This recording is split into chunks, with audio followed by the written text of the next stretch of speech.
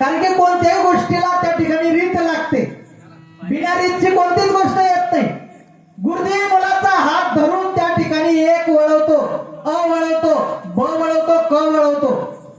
सुरुवात कुठेतरी कोणीतरी आपल्याला करून देतं. जो त्या रस्त्याने गेलेला असेल तोच. तुका म्हणे त्या अनुभव प्रमाण शब्दाचा गौरव कामा नये. या ठिकाणी संत हा अनुभव घेऊन गेले आणि त्यांनी सांगितलं की जर तुमचं कल्याण करून घ्यायचं असेल तर केला हरिभक्त. जर तुम्ही मोक्ष रेषेपर्यंत आला, जर तुम्हाला कुठेतरी जिज्ञासा उत्पन्न झाली, जर तुम्हाला स्वतःचं कल्याण करायची त्या ठिकाणी मुमुक्षु वृत्ती प्राप्त झाली, तर त्या ठिकाणी जास्त वेळ लावू नका आणि सद्गुरूंची त्या ठिकाणी भेट घ्या. आता सद्गुरू ओळखणं खूप कठीण आहे.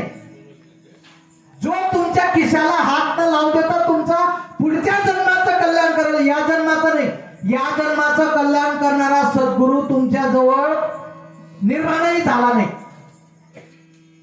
का निर्माण झाला नाही? या जन्मामध्ये तुम्हाला जे जे मिळालेलं आहे ते कशाच्या आधारावर मिळालेलं आहे? अन्न, मान, धन हे तो प्रारब्धाधीन, तुमच्या प्रारब्धाने मिळालेला आहे. याच्यामध्ये सद्गुरू काहीच करत नाही. सद्गुरू तुम्हाला तुमच्या इंद्रियांच्या पाट्या बदलून भगवान विन्मुख असतील तर भगवान सन्मुख करून देतात. आणि म्हणून सद्गुरूंची त्या ठिकाणी जरूर भेट घ्या. सद्गुरूंची भेट झाली, तुम्हाला जबरदस्ती करावी लागेल बरं, अशी इच्छा नाही उत्पन्न होत.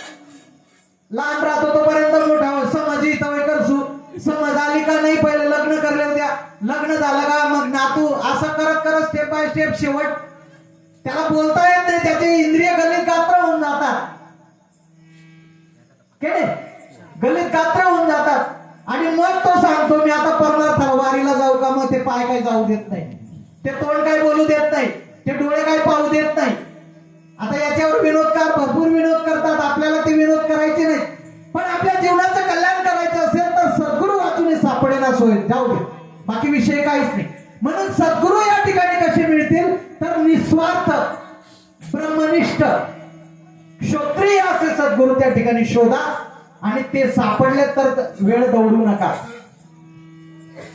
नामदेवरायांच्या कीर्तनात भगवंत नाचायचे, नामदेवरायांच्या ताटात भगवंत जेवायचे, तरी गोरोबा काकांचं खापर नामदेवरावांकडून सहन झालं नाही. नामदेवराव म्हणे तुम्ही वेळे झाले का, माझ्या ताटात देव नाचतो, माझ्या कीर्तनात देव नाचतो, ताटात जेवतो आणि तुम्ही मला कच्चा म्हणतात.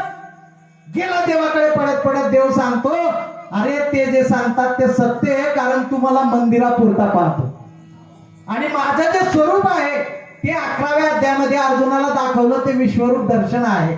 आणि हा विश्वव्यापक मी ओतप्रोत भरलेला, ज्या वेळेस तुला अनुभव असेल त्यावेळेस माझं खरं स्वरूप कळेल. पण ते अगोदर तू आंध्या नागनाथकडे जा आणि त्या ठिकाणी जो म्हातारा भेटेल तो गुरु करून घे. आणि नामदेवराय ज्या वेळेस औंढा नागनाथकडे गेले, एका महादेवाच्या पिंडीवर एक वृद्ध म्हातारा महादेवाच्या पिंडीवर पाय ठेवून ज्या वेळेस तो आराम करत होता, त्यावेळेस नामदेवरायाला तिटकारा आला की असे गुरु जे देवाच्या पिंडावर पाय ठेवलेले आहेत. आणि त्यांनी त्या बाबांना झापलं, त्या बाबांना सांगितलं तुम्हाला मळमळ होते का, काही लाज वाटते का, देवाच्या पिंडावर पाय ठेवून तुम्ही झोपले. बाबा म्हणे माझं आता एवढं वय झालंय, माझेच पाय मला उचलले जात नाही, एक काम कर तू उचलून दुसऱ्याकडे ठेवून. आणि नामदेवराय ज्या ठिकाणी पाय ठेवायचे त्या ठिकाणी पिंड, ज्या ठिकाणी पाय ठेवायचे त्या ठिकाणी पिंड. तुम्हाला सर्व कथा माहिती आहे, बाबासाहेब देशमुखांनी मढून सांगितलंय कॅसेट मध्ये. सांगायचा मुद्दा एवढाच आहे की ज्या वेळेस त्याला अनुभूती आली की भगवंत चराचर ना देव नाना नटला परी भरून उरला चराचरी, असा ज्या वेळेस त्याला अनुभव आला, त्यांनी त्या मस्तक हे पायावरी या वारकरी संतांच्या त्या ठिकाणी त्या विसोबा खेचरांना त्यांनी गुरु केले. आणि गुरु केल्यानंतर त्यांना ती अनुभूती आली. आणि संतांच्या मांदियाळीमध्ये पंजाब पर्यंत कार्य नेणारे ते एकच संत होऊन गेले, म्हणून संत नामदेव. म्हणून या ठिकाणी सद्गुरूंना किती, सद्गुरूंची महिमा किती अफाट आहे. म्हणून माऊली म्हणतात तुला वेळ भेटतो ज्ञानेश्वरी म्हणतात झडझडून व्हायला निघचे भक्तीच्या वाटेत. तुला वेळ भेटणार नाही, तुला झटकून वेळ काढावा लागेल. म्हणून तुम्हाला कळकळीची विनंती करतो, संत समागमी धरावी आवडी, करावी तातडी परमार्थाची, त्या भगवंताची त्या ठिकाणी भेट व्हावी अशी काकुळती जर यावी लागत असेल तर त्याचं एकदा जोरात भजन करा सर्वांनी. विठ्ठल